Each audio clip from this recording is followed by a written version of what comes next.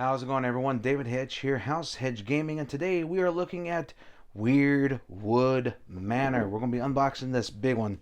This is from Greyridge Games. I picked it up at Gen Con, and the one thing that brought me to this, not only is it a cooperative adventure game, but the board changes. The manor will be changing around while you're exploring it and trying to avoid all these different monsters and minions that they have in the game. So let's open this up, see what's inside. It's a 1 to 5 player game.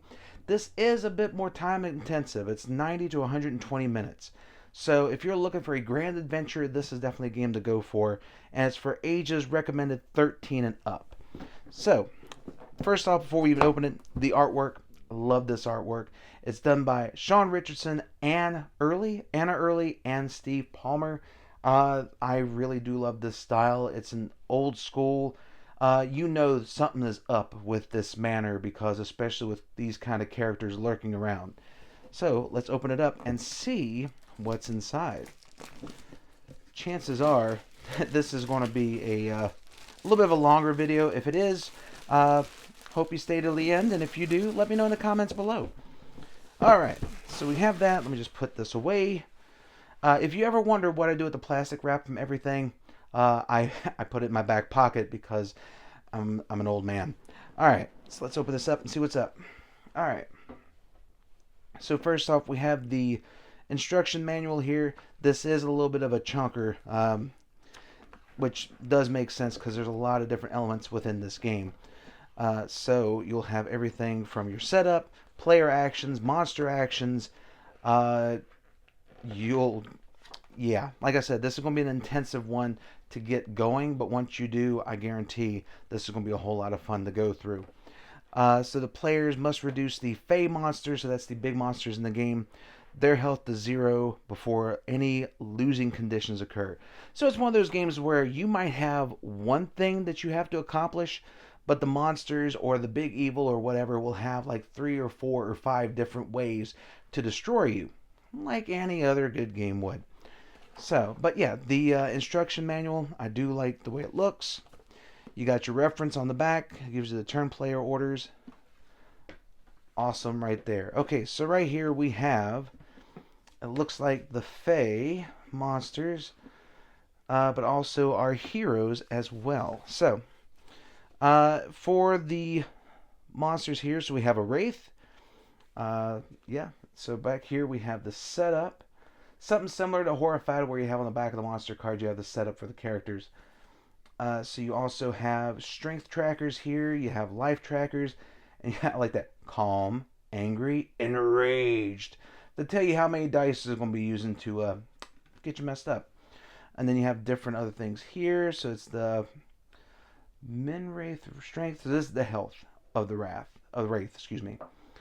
So yeah, I like how this is looking. So Lady Weirdwood's life force. Alright, so I'm taking it that's one of the main characters in the game, so they definitely, you gotta try and help protect her, I do believe. Alright, so we also have here, we have Theris. This one looks like he can be like the big bad in the game. So we'll definitely be encountering him later on. And then we have the Chaos Ogre. This looks more like a werewolf, but you know what? I'm not going to argue because either way, I would not want to run into that in the dark alley. This thing is definitely going to be something to deal with. And I do like that the life tracker for Lady Weirdwood here just goes from full health to hurt to really badly hurt to RIP. So you don't have many options. So I'm taking it this is the heftier one you have to deal with besides the Wraith. Alright, and it looks like we have some of the heroes here. So we have Sekhmet Safar. We have Oliver Griffin. And we have, looks like they're different. So you have the tactics, you have the battle track, and you have power track. So you got those marked there. I'm glad I saw that. I was about ready to go. I have no clue what these are, but luckily they're marked. Thank you, Weirdwood Manor. Looks like we have the health here. We have different things that can help us out. And there's 4 different stages in the game because you have your morning, your midday, your evening, and your night. So there's different things that will happen in those 4 phases. All right, next we have Eugene Donalds. Looks like a second cousin of Harry, twice removed, and looks like they definitely have. So I'm thinking these are spaces where you can play your cards. So like in the others, there's the day, the night, and the 4 different phases of the day. This you could probably put those kind of cards in any one of the 4 slots. We have Celia May. We have a little bit weird, but okay. Bailey Breyer. That all right. Definitely one of the weirder ones, but then again, it's Weirdwood Manor. Of course, it's going to be a weird character that'll be helping you out. And I do like it that they do have complexity here. So if you choose which character you're going with, this will give you an idea of how advanced their abilities are going to be. So if you're a beginner, Bailey will definitely be helping you out. But if you're a seasoned player of like these kind of board games, you might want to give Eugene a try. And then finally we have a Wally Cooper as the final character. So there's 6 different ones you can choose from at the beginning of the game. Alright, so now we have some of these spaces for your manor when it gets built. We have the different standees. Definitely bright. Let me restart that. Bright, vibrant colors for these. And then you have the much darker tones for the main characters here. And then you have the different things you need for your trackers on here. You have some golden scarabs. We'll find out what those do later on. Now let's go to this. Alright, so this is going to be a little bit different. I won't be able to really unfold this, but I can show you this in pieces. I might be able to put it together. But here's the first part of it.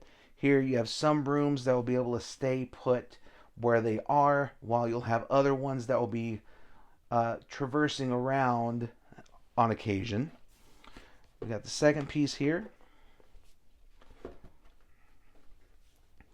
which is really nice. I like how this looks here. Then we have the inner space. So we gotta. Well, I was trying to pick this up, and then I realized we got a cover on this. So let us get this cover off here. Let's actually move the box here for just a moment, so we can get to these. Definitely sturdy enough to where you're not moving this sucker around anytime soon. Alright, so we have the wheels here. It tells you what the 4 different phases are. That'll be going onto the board. We do have other pieces here that'll be going on. And then we have the different rooms that we'll be going through. So let's actually take a look at some of these. So we have the Witching Well. We have the Abandoned Tunnels. Amphitheater of the Dead. Burbot Biblioteca. Gambler's Den. Archive of Mysteries. Mad Scientist Lab, because what manor wouldn't have a Mad Scientist Lab? Pools of Avalon. The Royal Armory. Training Yard. Valkyrie's Repose. Then back to the Witching Well. So you have different sizes of rooms here that I'll be going through. We'll go through the rest of these real quick. So we have in the smaller rooms here, we have the Crypt of Oracles, Courtier Salon, the Treasure Vault, Forge Arcanum, and the Phoenix Garden. And then finally for the other rooms here, once I get these back in their spot, we have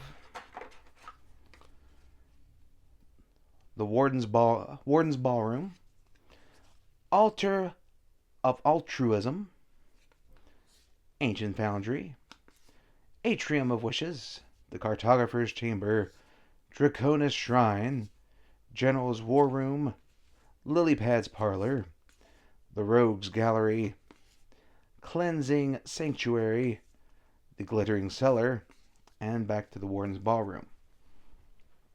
And let me put these back where they need to be.